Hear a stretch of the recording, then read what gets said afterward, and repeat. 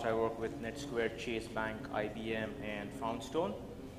My interest is web security research. I publish several papers and articles which you can find on Security Focus, O'Reilly, DevX, Inform IT, etc. I release some of the tools: WS Scanner, WS Chess, MSN Pawn, AJAX Finger, etc.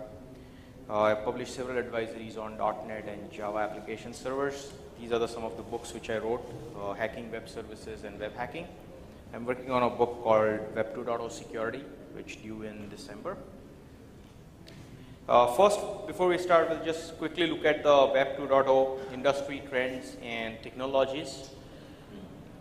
These are some of the 2.0 new application. The old applications have been converted into this new application, and Web 2.0 has three layers or three distinct technologies which are associated with: AJAX, rich internet applications running with Flash, and a web services where Open API or web services based API is running. By the end of 2000, Gartner is predicting 30% of languages, 30% large companies would have some kind of a Web 2.0 components into their applications. So you can see in last 2 years, if we say 2005 onwards, we are seeing adaptation of 2.0 applications, then this is the way it is going forward. Web services is forming a backend and access on XML protocols. AJAX is empowering browsers. Now browser is sitting with AJAX components, so it is pretty easy to use them. Rich internet applications are consuming backend web services. Now what we're seeing is like a Flash-based application get loaded in your browser as a plugin, and it will access backend web services, backend open APIs and such. Search engines are helping in building up mashups and various different applications, and now they have published their APIs through which you can access Yahoo, Google, MSN, etc. 2007 web services would rocket from 1.6 billion to 2000 to $34 billion. It's a prediction by IDC. Web services oriented architecture, or broadly now known as SOA, service oriented architecture, would surge ahead. That's the Gartner's prediction.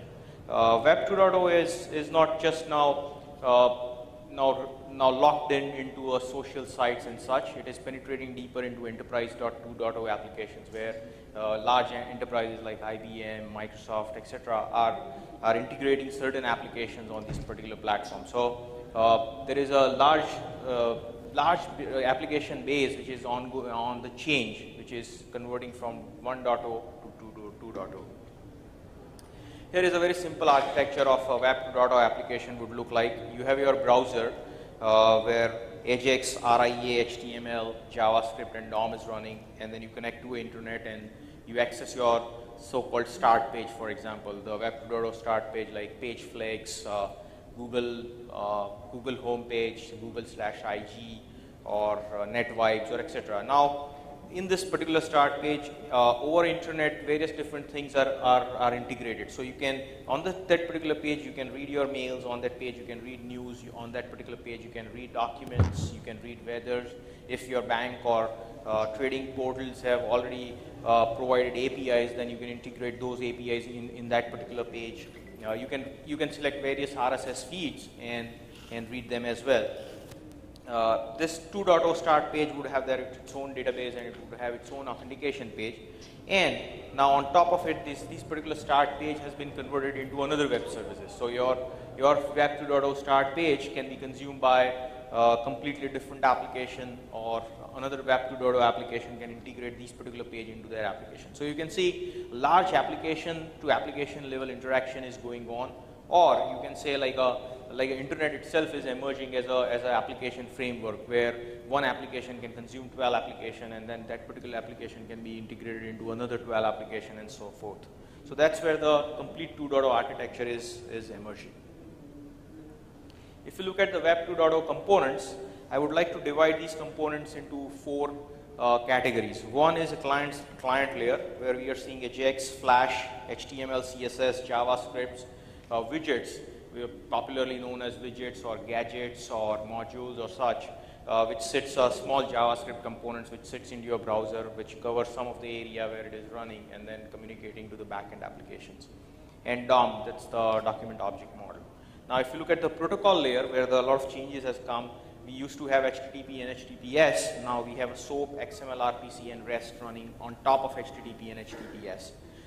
So there are 3 or 4 new components or new protocols which are coming into picture. That will talk with the backend structures. Now, in the past, if you have seen, Web 1.0 application would be talking from client to server. In client would be sending a post or a get request where a query string or a post buffer would be there, but now client is empowered by sending a JSON stream, XML stream, RSS atoms, text, JS object, customized objects, etc. And similarly, server can send various feeds back to the client, which is JSON, XML, RSS, etc. So there are completely new layer or a new streams which can talk from client to server or server to client. And if you look at on a server layer, you have a SOA, that's a service-oriented architecture or web-oriented architecture. You have a SaaS, that is called software itself as services, web services, AJAX, traditional APIs, etc. would sit into that server layer. And if you look at the technology, now you have on internet, you will have web services client or a web client, you have a firewall, you have a DMZ where web servers or scripted web engine would be sitting.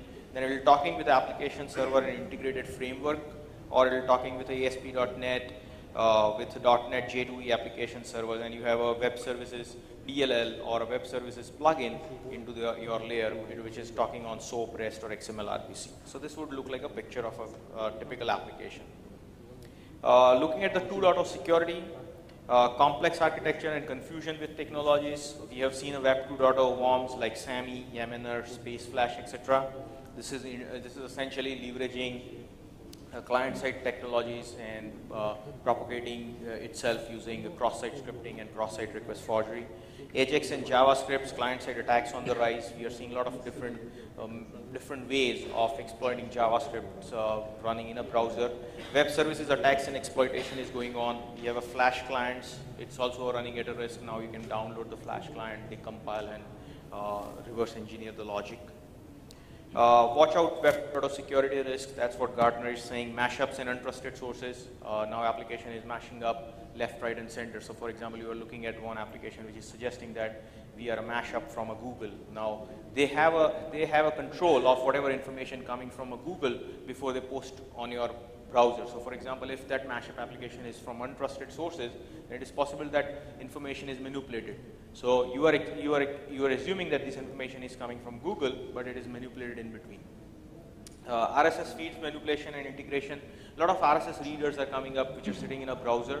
Now if these RSS readers are insecure, then it is possible to inject certain content into RSS feed, which will either do a cross-site scripting or cross-site request forgery or any other remote JavaScript execution on the box. Now you are taking this RSS feed from various untrusted sources. Like wherever you see like this site looks good, let me take its RSS feed. So you take RSS feed and integrate it into your application, but there is no security measures is there since the data is completely untrusted. Widgets and third-party components. We are seeing a lot of widgets and third-party components coming into application and sitting, which is never code reviewed or such.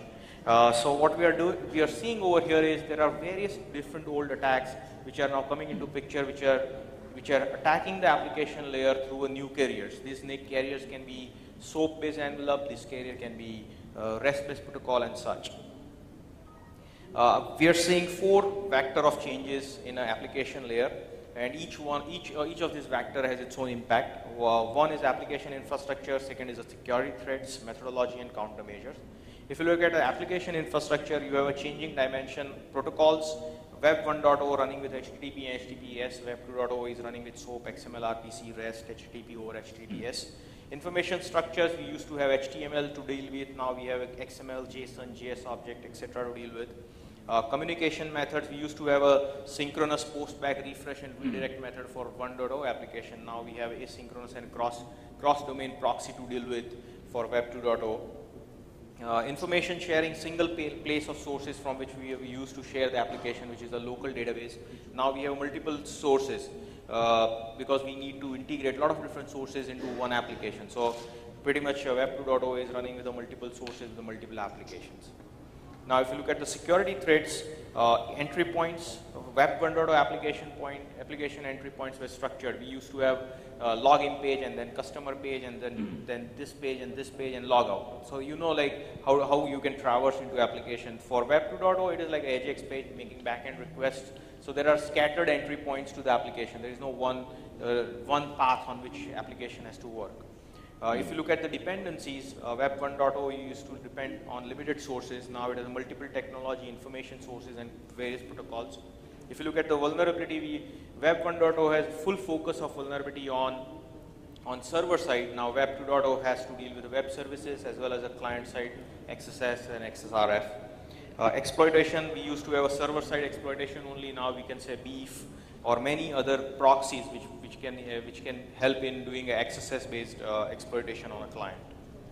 If you look at the methodology side, then a footprinting, we used to do typical footprinting using hosts, but now you can do a lot of different footprinting through a Web 2.0 application from a search engine. Discovery used to be very simple in Web 1.0 application, but for a Web 2.0 it is very difficult because all calls are hidden. They are in part of the JavaScript, so it's very difficult to do discovery. Enumeration, you used to have a structured enumeration. Now we have difficult enumeration because several different streams are coming into picture. Scanning, it was a structured and simple. Now scanning is very difficult because you have a extensive AJAX usage or a RIA based component usage. Automated attacks, it was easy after discovery. Once discovery is done, it is very easy to do attacks. But for 2.0, you have various different streams to deal with. So you have to first JSON, you have to first JS object, etc. So it's making very difficult to do a automated attack. Reverse engineering, usually the code was residing on a server side, but now on 2.0, the code is residing on a client side and a server side. So pretty much either you can download a Flash object and try to decompile and see what is running with, or you have a large JavaScript files coming to you which you can run through and try to dissect the code. Code review focus on server side only. Now we have a client side analysis as well. Countermeasures, owner of information, now used to be on a single place. Now it's a multiple place. Browser security, simple DOM usage. Now DOM usage is very complex. Validation, we used to have a server side validation only. Now if a stream is coming through RSS, and untrusted sources, there should be some validation going content to the DOM. Logic shift only on a server side. Now we have a client side shift as well. Secure coding, we have a structured and single place, now multiple place and scattered. So this is a overall change of Web 2.0, how industry has been changed, how new vectors are coming into picture and impact on each of these 4 categories. Now we'll look at AJAX. We'll look at attacks, threats and countermeasures for AJAX. Very simple basic AJAX, you have HTML, CSS, JS DOM. And now you have an XHR object, XML HTTP request object. This is a key object for AJAX. This makes, XHR object makes entire technology asynchronous. So now you have like a raw socket or you can say a socket which you can open to backend applications. So you have an XHR object which can make asynchronous over HTTPS, which will talk with the web server. Web server will talk with XML, middleware text, and that will talk with the database server, and the entire stream will go back. Here is a very simple line of code where you can load the HTML dynamically. Top end, we are defining XML to XML HTTP object, so we get a handler to the HTTP object. Then we open a connection with, say, we want to open a get method, call for a main.html. True means asynchronous call, we are making it true. And we wait for a call to finish. So we will wait in an on ready state. Once we get a main.html page coming to us, we'll take the page and change the DOM context. So this is a very simple way. So essentially the core difference between 2.0 and a 1.0 is, for a 1.0 you have to refresh and reload the entire page. For 2.0 you don't have to refresh the page. You make a request, and then once response comes, a small text or a small DOM component will get changed. So a 2.0 application, you can see like a multi-threaded application running on your single instance of a browser. So it is making multiple requests from a backend, and you don't have to wait for a response to come.